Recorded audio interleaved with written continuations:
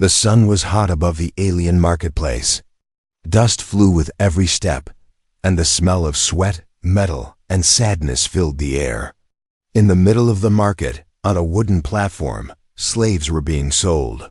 Some were strong, some were young, some were even healthy. But there was one cage no one wanted to look at. Inside it sat a thin girl, her head down, chains on her wrists and ankles. She wore almost nothing, and her skin was covered in old bruises. "She's useless," one alien buyer sighed. "Just a personal slave worn out and broken." "Not even worth a single credit," laughed another. The slave girl didn't move. Her name had been forgotten. She had not heard it in years. Now she was only called Item 47. People had touched her, used her, thrown her away. Her spirit was almost gone. She no longer cried. Crying was for those who had hope, but someone was watching her. A human stood at the edge of the market, his clothes dusty and torn. His name was Jarin, a traveler, alone and with little money. He looked poor, but his eyes were sharp. He had seen many things in the galaxy, but what he saw now made his heart ache. The girl in the cage didn't look up, but he saw the way she flinched when someone laughed nearby. She was not just scared, she was empty. Jarin had seen broken machines before, but this was a broken soul. A loud alien voice shouted, "Item 47, 1 credit, 1 single credit, any takers?" Nobody moved. The seller laughed. "Fine. Half a credit? Just take her off my hands." Still, no one raised a hand. The seller kicked the cage. "You're trash. No one wants you." Just then, a quiet voice spoke. "I want her." The seller turned. "What? Who said that?" Jarin stepped forward. Everyone laughed. "The human? He can't even afford shoes." Jarin walked slowly, pulling something from his pocket, a small coin. It was his last. All he had in the universe. The seller frowned. "You serious?" Jarin nodded. "I'll take her." "You? No, she's a personal slave, right? That means she was—" "I know," Jarin said firmly. "Give me the key." The seller shrugged. "Your funeral." He tossed the key and took the coin. Jarin opened the cage. The girl didn't move. "Hey, girl," the seller said, kicking the bars again. "He's your new owner. Go on, crawl to him." But Jarin didn't wait. He stepped into the cage himself and knelt beside her. Her eyes widened slightly. She had never seen anyone do that before. He offered his hand. "My name is Jarin. What's yours?" She said nothing. He looked at the chain on her ankle. "Let me help." As he unlocked it, the crowd booed. "Pathetic." Someone shouted, "Waste of a coin." Jarin ignored them. He helped the girl stand. She was weak and shaking, but he wrapped his coat around her gently. "Can you walk?" he asked. She nodded very slowly. Jarin led her through the market. People stared, whispered, and laughed. "She's filth. Maybe the human likes broken toys." But Jarin didn't care. They reached a small hover cart. It was old and barely worked, but it got them out of the city and into the quiet wasteland beyond. After an hour, they reached a small hut, Jarin's home. Inside, it was simple but clean. He gave her water. She drank fast, like someone who had been thirsty for days. He gave her bread. She chewed slowly, afraid it was a trick. Then he pointed to the bed. "You can sleep there," he said kindly. "You're safe now." She looked confused. "You don't want me?" Jarin blinked. "I didn't buy you for that." She looked down. "But I'm a personal slave." "Not anymore," he said. "You're free here. You don't have to do anything you don't want to." Her lips trembled. "Why would you spend your last coin on me?" Jarin sat across from her. "Because no one else did." She stared at him. For the first time in many years, her heart felt something strange. It wasn't fear. It wasn't pain. It was hope. Outside, The wind howled across the empty land. But inside that small hut, something new had begun, a story not of ownership, but of freedom. Not of chains, but of care. She pulled the coat tighter around her body and whispered, "Thank you." Jaren smiled gently. "Rest, we talk more tomorrow." She lay down, her body still shaking. But for the first time in years, she slept. Without fear. Asterisk, she woke up and didn't know where she was. No chains. No dark room. No cold floor. Just warmth. A blanket. Clean air. Silence. Her hands shook as she sat up. She touched her neck. The collar was gone. Was this another dream or a trick? The girl once called Item 47 had never known safety. Her life was full of cages, collars, and cruel hands. Sleep was often followed by pain. Comfort always came with a price. But now, there was nothing. Just the quiet hum of wind outside. She looked around. A small room, wooden walls. A bowl of clean water beside the bed. A small loaf of bread on a cloth. Then she saw him, the human. He sat in a corner chair, not watching her, not staring, just fixing something with his hands, an old broken radio. He looked tired, dusty, but peaceful. She froze. Slowly, his eyes lifted and met hers. "You're awake," he said gently. She didn't speak. Her muscles tensed, waiting for the next order. Waiting to hear what he really wanted from her. He stood, but not too fast. "You didn't eat last night." He pointed to the bread. "It's yours." Still, she didn't move.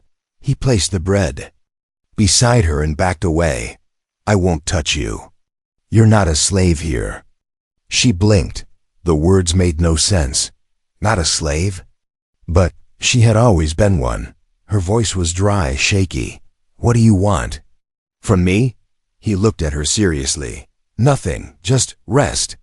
She looked at her hands. "I was trained to serve. If I don't, I get punished." Jaren sat back in the chair. "You won't be punished here." "You paid for me," she whispered. "You gave your last coin." "I didn't pay for a thing," he said. "I rescued a person." The girl looked at him like he spoke a different language. After a moment, she asked in a small voice, "What? Do I call you Master?" "No," he said, shaking his head. "My name is Jareen, just Jareen." She nodded slowly. "And I don't have a name." He thought for a second. "Would you like one?" She hesitated. He smiled. "You deserve a name. You deserve more than a number." She didn't respond, so Jaren stood up and walked to the small table. He took out a piece of cloth and dipped it in warm water. Then he offered it to her. Her body stiffened. "Was this a test?" He gently said, "Your face is dirty. Here, for you." She took the cloth carefully. It felt soft, kind. She wiped her face slowly. Some of the dirt came off. She looked at herself in a small mirror on the wall. She hardly recognized the girl. Looking back, Jaren sat down again. "You can stay here as long as you want. You're not my slave. You're not my servant. You're just someone who deserves a better life." She looked down. Her hands trembled. After a long pause, she whispered, "If I get a name, can it be something soft?" Jaren nodded. "How about Lyra?" She repeated the name slowly. "Lyra." Her lips quivered. "I've never had a name before." Tears touched her cheeks. No one had ever cared enough to give her a name. No one had ever asked her what she wanted. Not until this strange, poor human came into her life. That night, she sat beside the small fire, quiet but awake. For the first time, she didn't feel like an object. She felt human. She felt alive. She kept whispering the name to herself. Lyra. Outside, the sky turned dark. Stars covered the sky like lights in a dream. But far away, deep in the city, someone was watching. A tall figure in black robes stood in the shadows of the slave market, looking at the empty cage. "Who bought her?" he asked. The seller laughed. "Some human fool. Gave me his last coin." The man's eyes narrowed. That girl belonged to me. She stood in the corner of the small room, watching the firelight dance on the wall. Her new name, Lyra, repeated again and again in her mind like a song she was afraid to forget, but she still didn't trust it. Not yet. Names could be taken. Names could be burned away like everything else. She remembered the cold metal plate they once forced her to wear marked with numbers, not letters. She remembered being punished if she even tried to speak a name from her past. Now Jaren had given her one, just like that. No demand, no price, no pain. She didn't understand it. Do you hate silence? Jaren's voice came softly from behind her. Lyra jumped a little, but he didn't move closer. He never moved too fast around her. I used to, she answered slowly. Silence meant something bad was about to happen. Jaren nodded. For me, silence is peace. Lyra tilted her head. Peace? He pointed to the sky outside the window. Where I'm from, we don't have stars like these. When I came to this world, I found peace in the quiet. No war. No orders, just space to breathe. Lyra sat down on the floor across from him. She hugged her knees and stared at the fire. You talk to me like I matter. You do. She looked confused. Why? Jaren smiled, a little sad. Because I once needed help too. And no one came. Not until it was too late. There was a long silence. This time it didn't feel scary. Lyra's voice was barely above a whisper. I don't know how to be a person. I was trained only to obey. You don't have to be anything, Jaren said gently. You just have to be. She looked down. Even now my hands shake. I wait for a command. Then I'll give you one, he said. Her head snapped up. He walked to the shelf and pulled down a small wooden box. He opened it carefully and brought it to her. Here, he said. Your first command. Choose something for yourself. Inside the box were small things, a comb, a bracelet, a small mirror, a red ribbon, and a simple necklace. Lyra blinked. What is this? Belongings, Jaren said. They're yours now. She stared into the box. So many times she had watched other people wear things, hold things, love things, but she had never owned a single item in her life. With shaking hands, she picked up the red ribbon. I like this, she whispered. Jaren nodded. Then it's yours. She tied the ribbon around her wrist. Her eyes welled up with tears. No one has ever let me choose anything. Now you can start. She wiped her tears with her sleeve. Then she said, Thank you. Jaren. The sound of her voice saying his name made something warm rise in his chest. You're welcome, Lyra. For a moment, they just sat there in the calm. But suddenly, a knock slammed against the door. Bang. Bang, bang. Lyra jumped, her face going pale. Her eyes filled with terror. Her body shook, already expecting pain. Jaren stood up fast but calm. He placed himself between her and the door. Another bang. A voice shouted from outside, deep, cruel, and loud. This is Enforcer Command. Open the door. Lyra's heart stopped. She knew that voice. It belonged to those who dragged slaves by the hair, who crushed spirits like hers. She whispered, They've come for me. Jaren looked back at her. Not without a fight. The door didn't break, it exploded. Splinters flew through the air as heavy boots stormed inside. Lyra screamed and curled into a ball under the bed. Her body shook like it remembered every past beating, every cold cage, every cruel hand. But this time, someone stood in front of her. Jaren raised his old plasma pistol and aimed it at the armored aliens entering his home. 3 enforcers stepped in, their armor black and marked with red fists, the symbol of slave law. One of them held a scanner. Another had a stun baton ready. The tallest one spoke in a hard voice. Human, step aside. That female slave belongs to Lord Viker. You bought her illegally. Jaren didn't lower the weapon.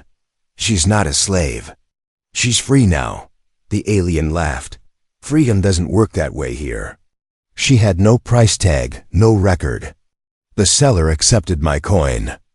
She is registered property of Lord Viker, the enforcer growled. You will return her now or face the punishment for theft. Lyra trembled harder under the bed. Her breathing was shallow. She knew this was the end. No one ever fought. The law. No one ever saved a slave twice. But then she heard Jaren's voice, calm but strong. I won't let you take her. The enforcers looked at each other. Then the leader nodded. Very well. The second enforcer rushed forward. Jaren fired. Zap! The shot hit the armor, not the body, but it knocked the alien down. Jaren moved back quickly, placing himself between the bed and the rest of the attackers. But he was no soldier. He was just a man with a broken weapon and a strong heart. The third enforcer slammed him against the wall. Stop! Lyra screamed from under the bed. Don't hurt him. The lead enforcer dragged her out by the arm. She kicked and struggled, but she was too weak. Her ribbon snapped from her wrist and fell to the floor. Jaren pushed up, blood on his mouth. Let her go, the lead enforcer laughed. You really think she'd choose you over a life of comfort? You think she's yours? I'm not his slave, Lyra said softly, tears in her eyes. The alien sneered. Exactly, you're no one's. You're property. Then, Lyra took a deep breath. Her voice didn't shake this time. I'm his wife. Everything stopped. The room went silent. Even Jaren looked shocked.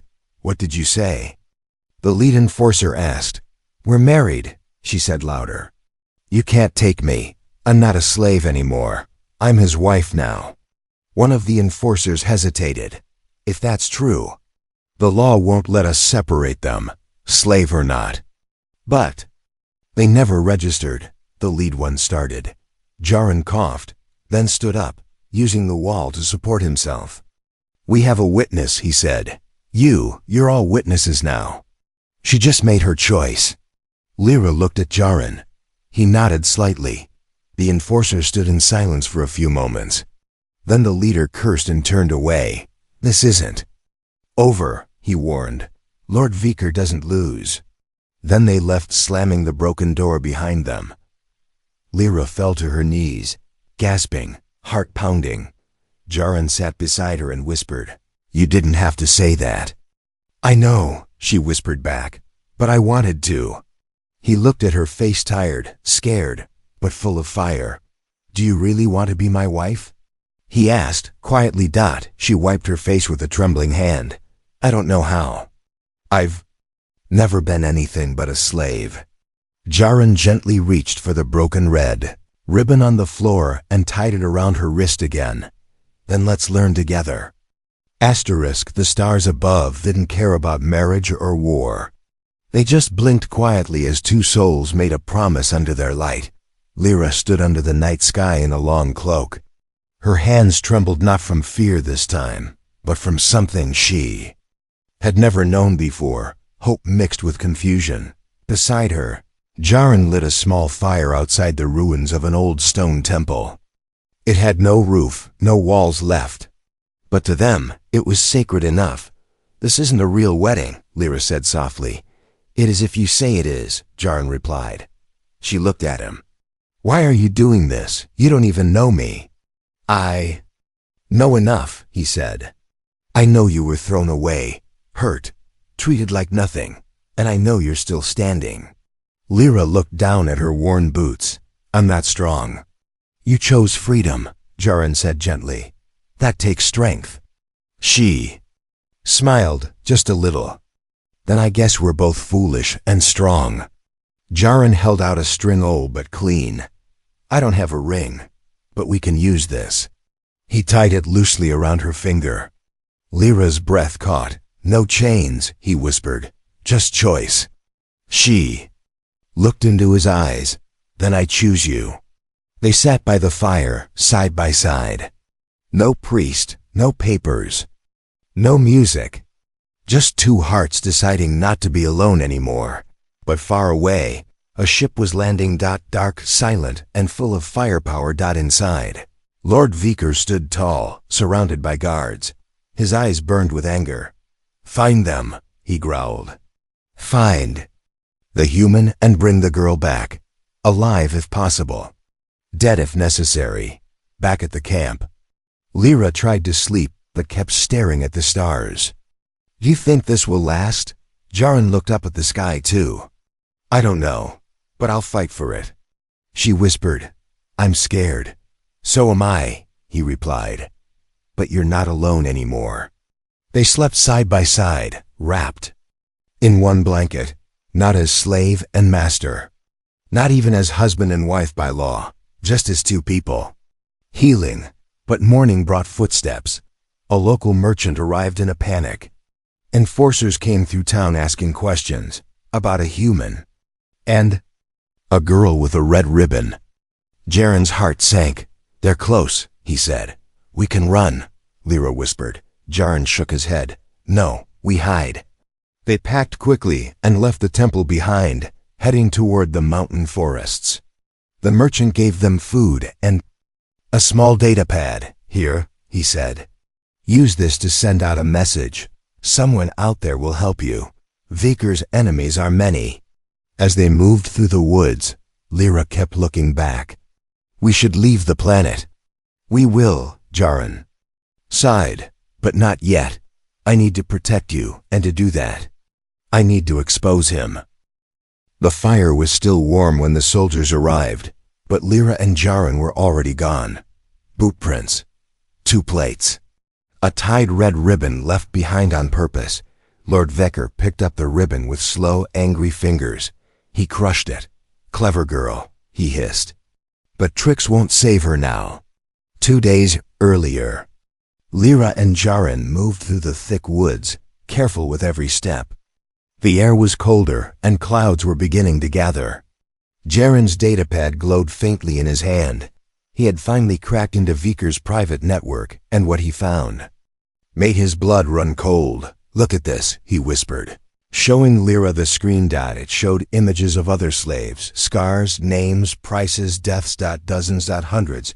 Double quote. This is what he's done," Jaren said. "If we can get this to the right hands, he'll be finished." Lyra stared at the screen in silence. Her face was pale, but her eyes were sharp now. "I remember some of them," she said softly. "Some are gone. Some were worse off than me. I thought I forgot, but I didn't." Jaren placed a hand on hers. "You don't have to carry it alone." "I don't want revenge," she said. "I want to make sure he can't do this to anyone else." Jaren nodded. "Then we finish this together." They made a plan. They would sneak into a small station near the city. From there, they could send the data to the Free Species Council, an interplanetary group that hated slave lords like Viker, but they didn't know they were already being watched. That night, Lyra woke with a start. She felt something, not a sound, not a word, but something inside her told her, "He's close." She sat up and shook Jaren gently. "We have to move, now." He didn't question her. He just grabbed the datapad and pack. They rushed down the trail, but too late. A voice echoed from the trees. Well, well, you did learn to run." Lyra froze.